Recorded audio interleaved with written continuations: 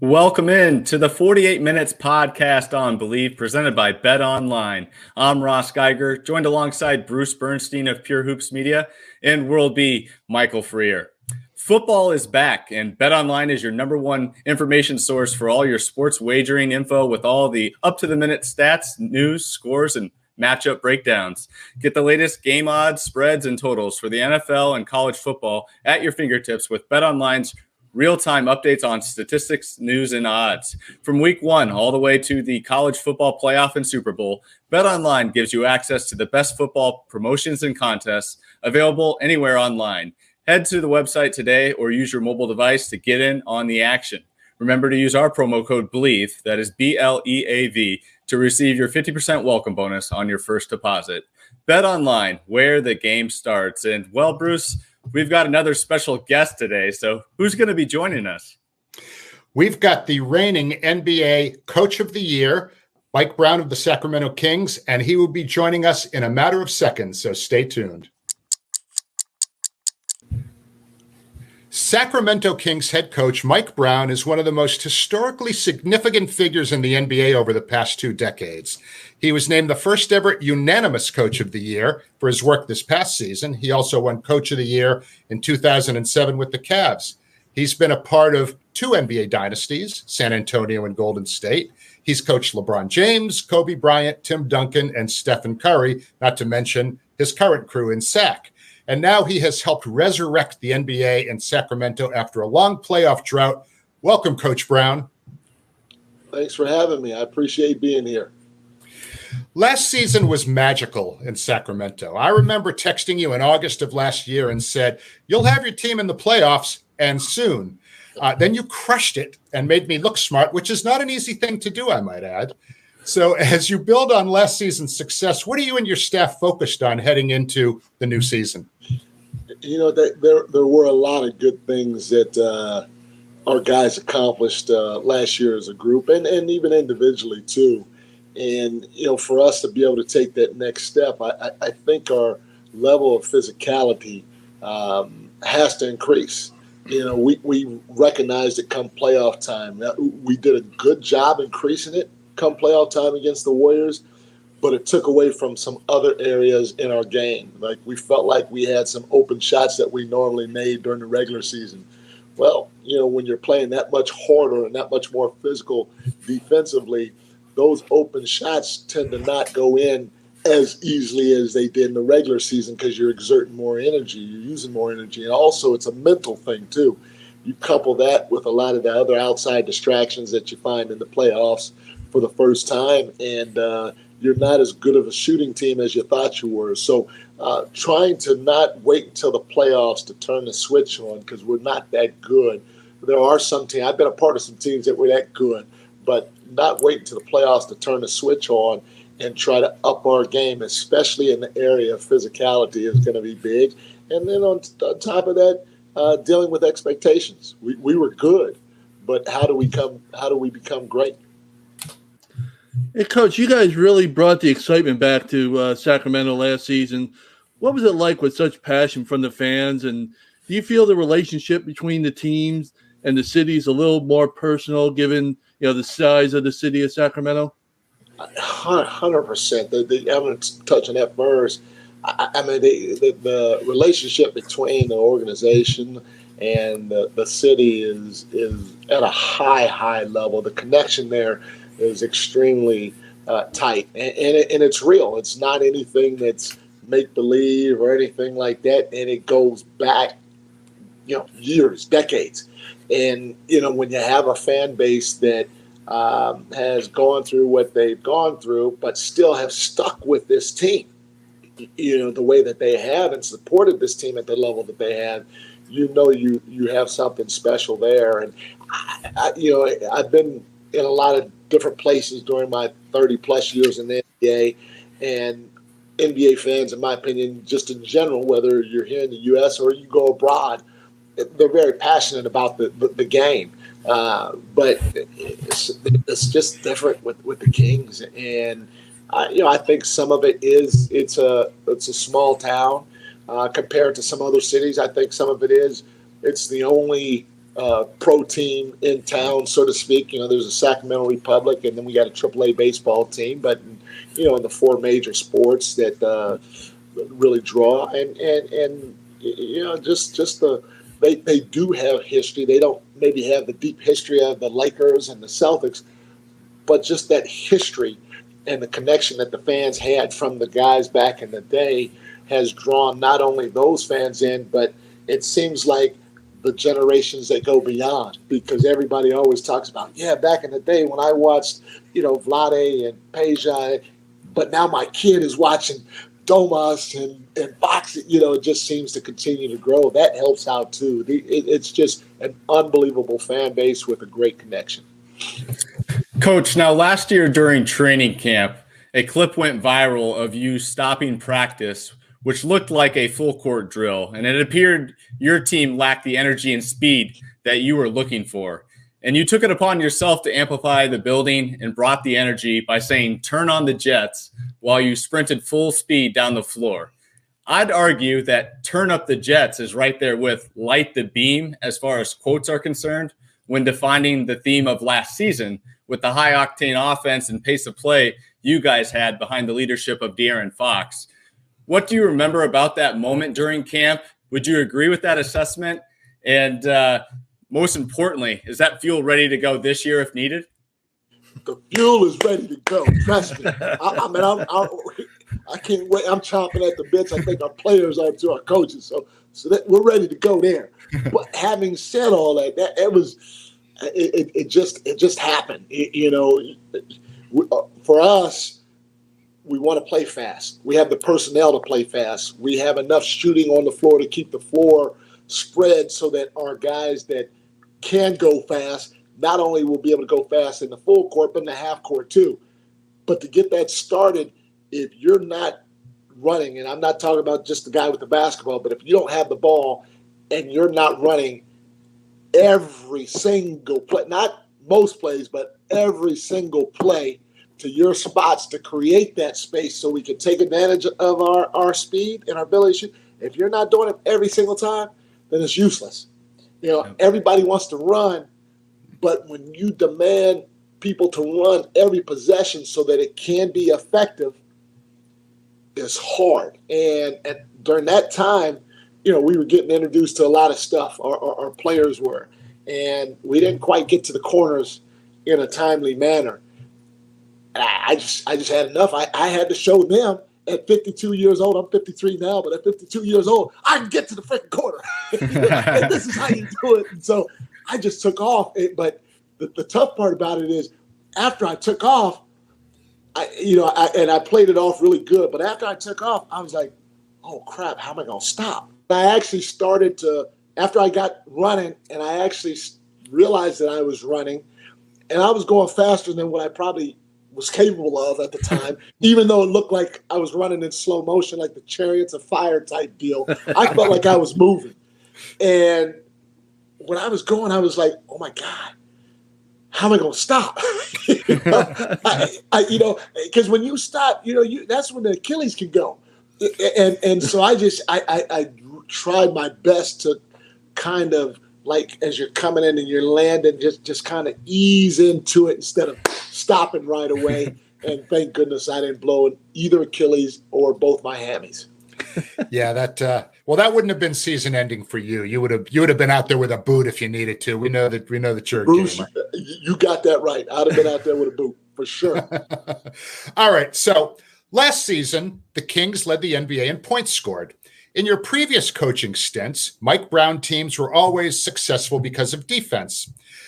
Did your time in Golden State lead you to adjust your philosophy as far as the defense-offense balance? Did you change your philosophy at all as far as emphasizing a little more offense as a result of the time you spent with the Warriors? 100%. Being an assistant for Steve for 6 years, I learned a lot. And I always say, Steve's a young head coach, and now let's get it straight. He's older than me, but he's a young head coach from the standpoint that he hadn't been coaching that long, and where he is in his coaching development, in my opinion, is big time. It's phenomenal that he's sitting in the seat that he's in right now on his coaching journey and has the understanding not only of what he needs to converse to the guys about, but also what he needs to teach them, when to teach them, how to teach them, how much. I was in awe my whole 6 years there. More importantly, with his ability to message to the guys on a daily basis, that was phenomenal. But having said all that, watching him interact with those guys offensively, watching those guys, because they, he let them be them. He let Steph be Steph. He let Draymond be Draymond. He let Clay be Clay. He let them evolve or help that offense evolve into what it is right now. And giving those guys ownership of that process was really eye-opening for me because, Steve had a plan of what he wanted to do offensively, and he implemented a lot of stuff. But then Draymond would do this to add to it. Steph would do that to add to it. Clay would do that to add.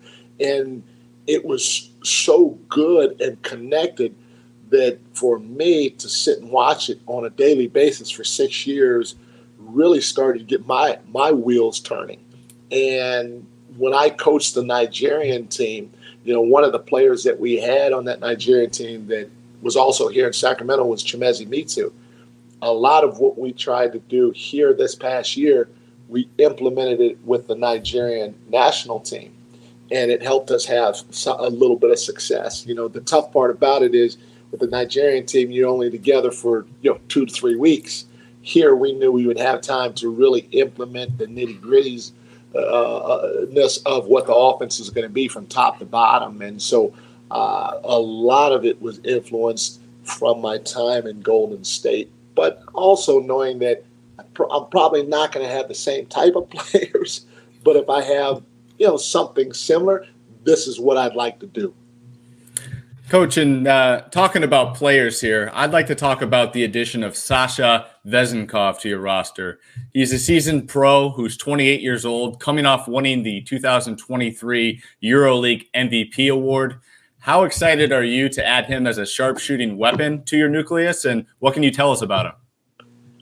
I'm excited. He a couple of things. You're right. He's a very good shooter, and it's early. I've only been around him for a couple of weeks now, but I could say what I've seen so far, he's one of the better shooters that I've been around. He's not Steph or Clay. I don't know if anybody would be on Steph or Clay's level, but he can really shoot the ball. He has a tremendous feel for the game, so he passes well, he spaces the floor well, he cuts well, he plays really hard.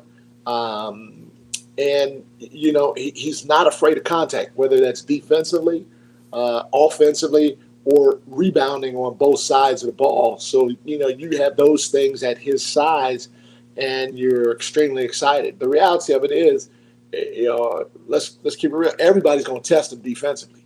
Yep. And so it's going to be up to him, to hold his own on that end of the floor. And if he can hold his own on that end of the floor, we're going to have a special player here because he's got a lot of the other attributes out there that can give him a chance to have a very, very successful NBA career. Hey, Coach, last season, was there anyone on your roster that really surprised you last season? In other words, you knew about this player being an assistant, you're watching this roster play before, but then when you become the head coach and you're with them every day, was there somebody there that you're like, wow, I didn't realize he had that skill set? First one, there were a couple of guys, and the first one that kind of jumps out at me is probably Kevin. Kevin Red Velvet, I guess y'all would call him Red Velvet. You knew that he was a pretty good shooter. You knew he could make a little bit too. You knew he was a pretty good passer because you could see it on the film. But what I didn't know from Kevin is his ability to play with the pace that he played with. Again, not just in transition, but in the half court. It's similar to Clay. Again, please, people out there, I'm not trying to say Kevin is Klay Thompson, okay? I'm not trying to say that. But when you have a guy that can shoot, not only shoot, but when he catches, make a play off the dribble, nice little pull-up game, or make the right pass on time, on target, if that player knows how to move without the ball and use screens, go slow to quick, quick to slow to create that separation, just his pace alone is going to generate open looks for his teammates. And, Atlanta, they were primarily a pick and roll based offense with the ball in Trey's hands. So you didn't see Kevin move as much as he moves for us. And that movement surprised me because I thought he could be good. I didn't know he was going to be that good.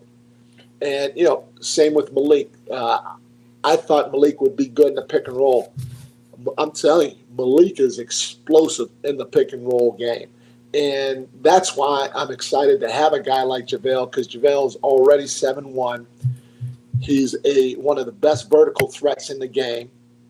And he gets in and out of a screen and roll just as quick as anybody. And so now you got Malik going downhill with his explosiveness and his ability to throw that lob.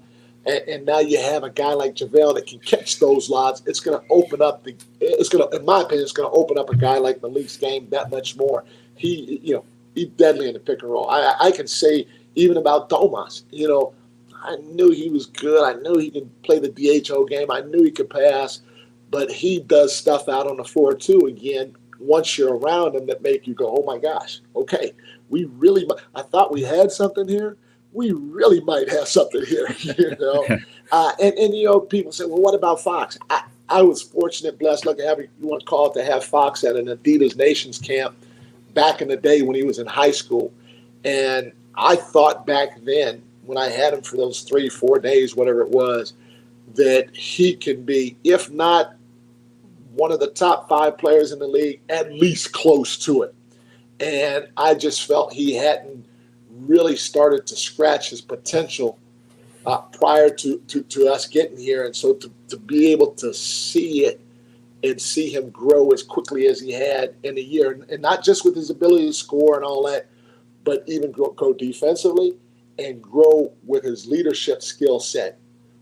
It's been tremendous. And I'm telling you, he's just now starting to scratch the surface. He's still got the neat part about it. He still has a lot of room to grow. So he can be a special, special player that you talk about for generations when it comes to the game of basketball.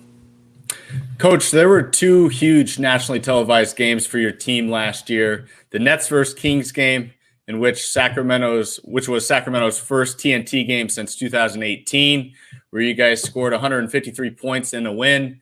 And then there was the double OT Kings-Clippers game, where you won 176-175, good for the second highest scoring game in NBA history. How big were both of those national spotlight games for you guys? They were huge, because, look, the reality of it is everybody wants to play a national game. Yeah. More than everybody wants to play multiple national games. Not only that, everybody wants to play on Christmas Day, because when you're starting to consistently have, 20 plus or 18, however you want to call it, national TV games, especially if you include NBA TV and some other network. Then and on top of that, and you're playing on Christmas, then you got something good going with your organization. Not just the people that within the organization or the people in the city of Sacramento know it, but people on a national level know it. People on a worldly level know about it.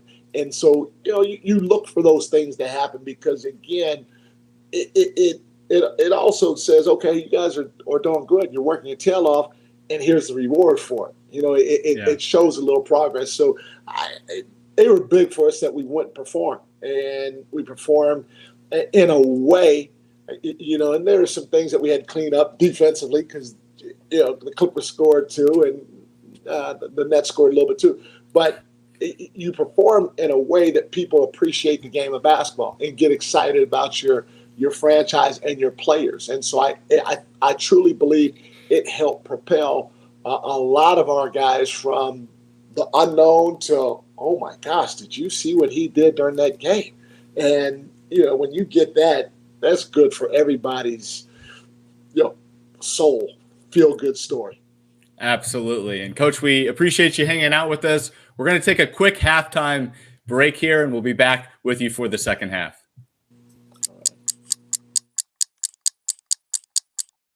And we're back with the start of the second half. Bruce?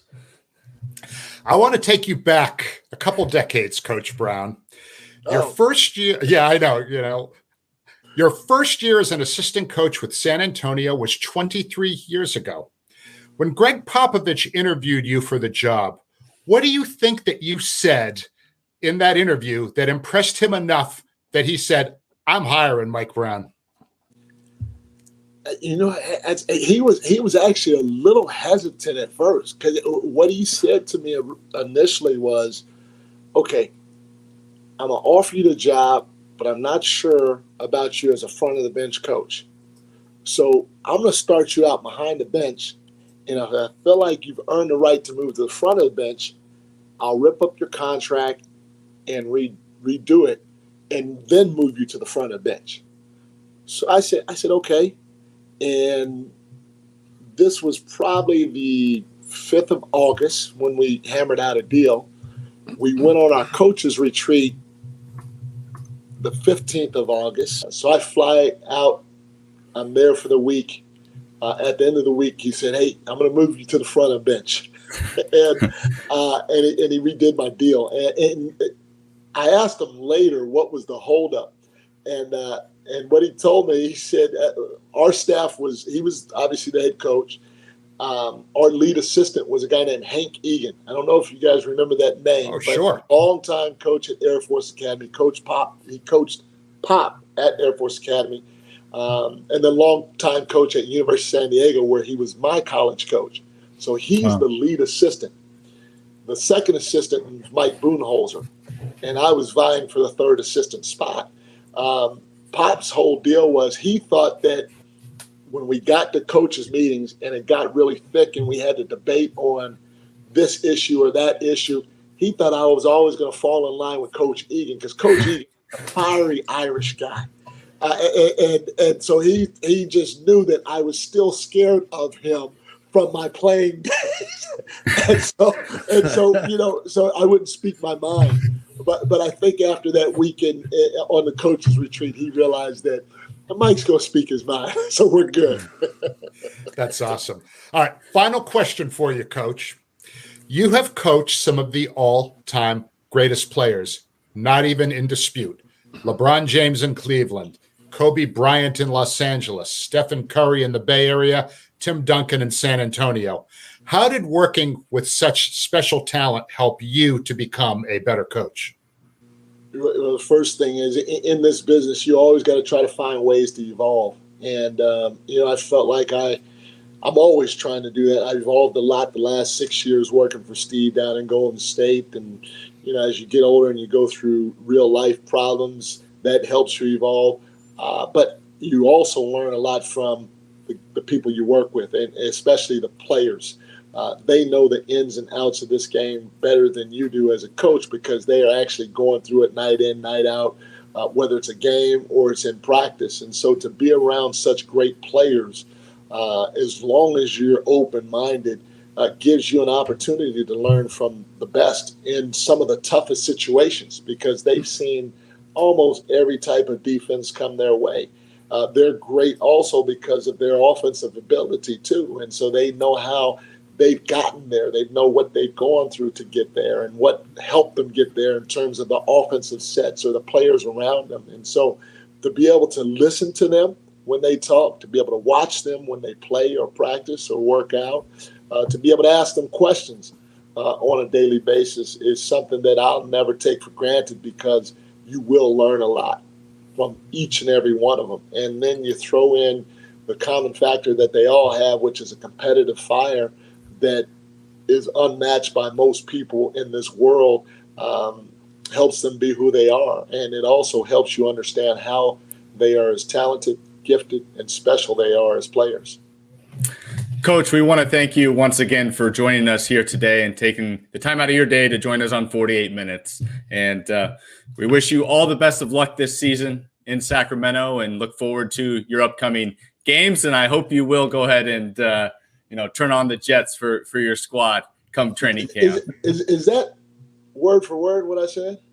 I'm leaving out one word, a big F word there, but okay. Yeah. I'm just checking. We're a family-friendly show here, so you were turning up the Jets is what is the way we'll refer to it. Yep. So PG-13. Exactly. Yep. So with that will do it with this edition of the 48 Minutes podcast on Believe, presented by BetOnline. Once again, want to thank Coach Brown for joining us, and we'll be back with you next week to be sure you're up to date in 48 on all things around the association. Take care, everybody. Thank you, guys.